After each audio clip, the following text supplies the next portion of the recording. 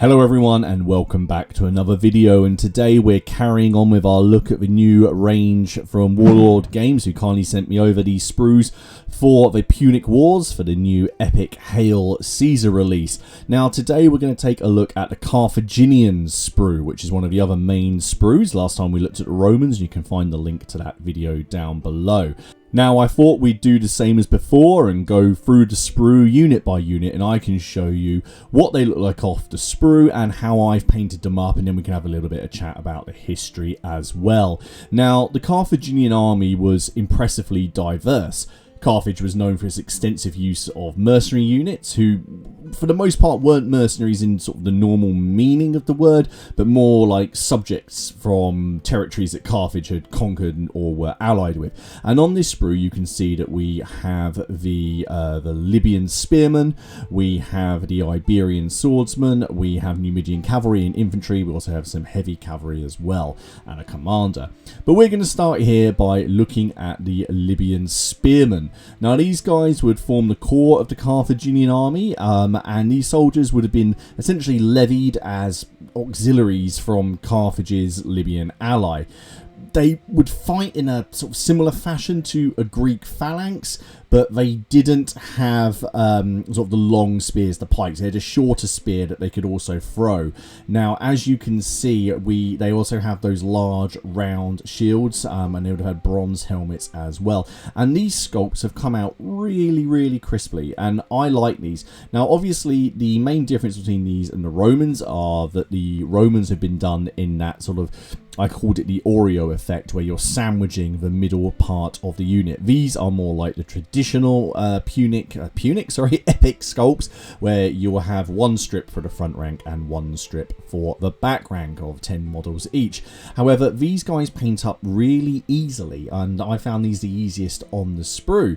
And this is how I've done them. So I decided to just keep it really simple and just have sort of chainmail covering them, one real simple colour for the tunics underneath, and then make the point of interest the shield. So pick out every third or second shield and paint it a different colour, and then also try and paint a symbol on it. So you can also, if you Google, you can find some pretty standard and generic Carthaginian symbols.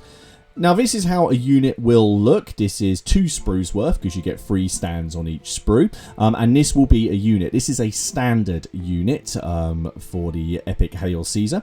So I've done exactly the same here, and I can knock one of these bases out in probably about 45 minutes. It doesn't take very long at all. Obviously, I'm not going for mega detail in what I'm painting. I'm just trying to bash things out so that I can have a game. And I've gone with the same basing system as before. So this is what a unit is going to look like on a table. Now this is a standard unit, and the Romans are going to be fighting mainly in small units. So here's some hastati. So what you're going to see across a lot of tables is this kind of thing, where you've got a small unit versus a standard unit. Importantly, a small unit, you can't have 2 small units versus a standard unit. You can only have 1 small unit versus a standard unit, but you could have 2 small units versus a large unit. But we'll come more onto that when we have a look at other videos and we cover things like gameplay and special rules. Now, the next unit on the sprue, I was a little bit unsure of to begin with. Now, this is the Iberian infantry, the Scutari. Now, these guys formed a really important part of the Carthaginian army. They came from the Iberian Peninsula, and according to Polybius, Hannibal had about 8,000 Spanish infantry at the point he descended the Alps. Now, they have large oval shields, which gave them their name, Scutari, but these were flat rather than curved, and they would also carry 2 basic types of swords, or would use 2 basic types of swords, one of which the Romans would eventually copy, which is what the gladius was modelled on, and then they used an elegant curved sword called Espada Falcata, and this was found among the tribes in southern Spain, and they would also use heavy javelins and similar tactics to the Romans. Now on the back here you can see that they've got cloaks, and there is some references to these cloaks being black, so I went for that and also put on a couple of other colours, but it's quite striking. There is quite a few varied poses across all 3 strips. On the last sprue, as you saw, the Libyan infantry are just all sort of standing there with their spears in the air, but there are basically 10 sculpts here, but across the 3 strips, those have been modelled separately, so you can see how these are going to look. In fact, hang on a second, let me just grab them, and if I put them all here, you can see what I mean. So you have the same 10 poses, but just spread out differently, and I was slightly worried about how these were going to look, but after I painted them and it came out something like this, well, it didn't come out something like this, this is exactly how it came out. You can see how they sort of differ next to the Libyan spearmen, which are very generic. Now, this took a little bit longer to put together, mainly because of the shields. Now, the shield designs I sort of took inspiration for and copied from the Warlord Games website.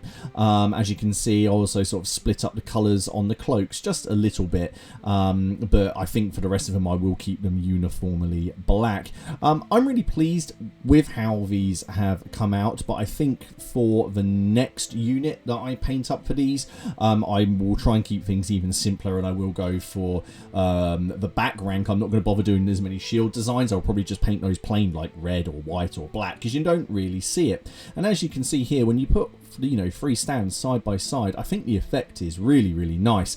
They really do look like they're ready for action, and when you compare them to the Libyan infantry, who are all in a very sort of tight generic pose with very, very similar shields, I think they stand out. And on the tabletop, especially if you're playing a game at this scale, being able to identify units easily and just having things stand out, I think is going to be really, really nice. So these sculpts, yes, I'm pleased with. This is probably now my favourite unit that I've painted, but it was probably the one that I had the most trouble with when I was actually doing the painting. Now, the next unit I want to have a look at on the sprue is the heavy cavalry. Now, these guys, like the Roman cavalry on the other sprue, these are separate, so these aren't in strips, so you get 5 of these chaps on the sprue. Now, these ones are probably Libby Phoenicians, or so essentially they're Libyans that have furnished the Carthaginians with sort of long spear-armed cavalry. These guys used helmets. They had sort of that Hellenic armor again. They've got that large round shield, and they had long spears as well. And this, I've got to say, I was really impressed with these. I liked the Roman cavalry, but when you compare it to the Carthaginian cavalry, as you can see here, I think the sculpts on these are just far superior. I really do. I really like what they've done here with these. I think there's just I think it just comes down to the idea that obviously the Romans, for quite a sensible reason, look very, very similar, but the Carthaginians really give you a chance to sort of make things look a little bit different if you want to, due to the different poses and the different types of armor. So for such the different helmets and plumes. And I had a great fun painting these up, and as you can see here, I went for separate shield designs on all of them. I also tried basing them at slightly separate angles, because again, you're meant to put 5 on a base. I'll probably change that to 4 a base, just so I can get things sort of like looking a little bit different, because ultimately in Hail Caesar it's the number of bases or the unit frontage that matters, not the number of models on it, and I like creating quite sort of scenic bases. So as you can see here, I basically went with individual shield designs again. I sort of alternated the colours of the plumes and went with some sort of blue and purple cloaks to sort of separate them a little bit from the idea that red was always used on the Romans, which is fairly stereotypical. I thought it'd be a bit better just to go with something a little bit different for the heavy cavalry. Now, next up, we're going to look at probably the most famous cavalry contingent that went with the Carthaginian army, and that is the Numidian cavalry. Now, these were described as by far the best horsemen in Africa by the Roman historian Livy, and eventually the Romans would adopt the Numidian cavalry into their military, because they were so skilled riding without saddles or bridles, controlling their mounts with ropes. So these guys fulfill the light cavalry position on the battlefield, so they will sort of, you know, rush up to the enemy, encircle them, throw javelins, try and goad them out.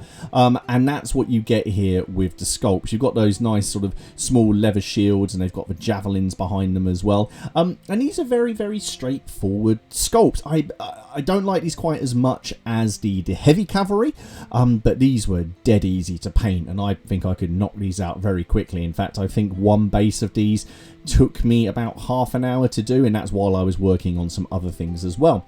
You get sort of a range of sculpts, and you're going to get 5 of these per sprue, and a standard unit of these guys would be 3 bases, but obviously these are skirmishers, so they're meant to be fielded in small units, so 2 bases, so 2 sprues gives you essentially a small unit, and this is how they came out.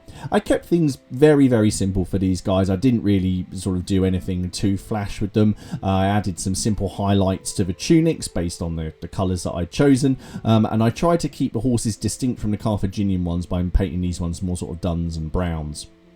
Now, to go along with these, there is the Numidian infantry as well. Now, these are the skirmishing infantry, and much like the Numidian cavalry, they are fulfilling the skirmish role ahead of the main Carthaginian infantry.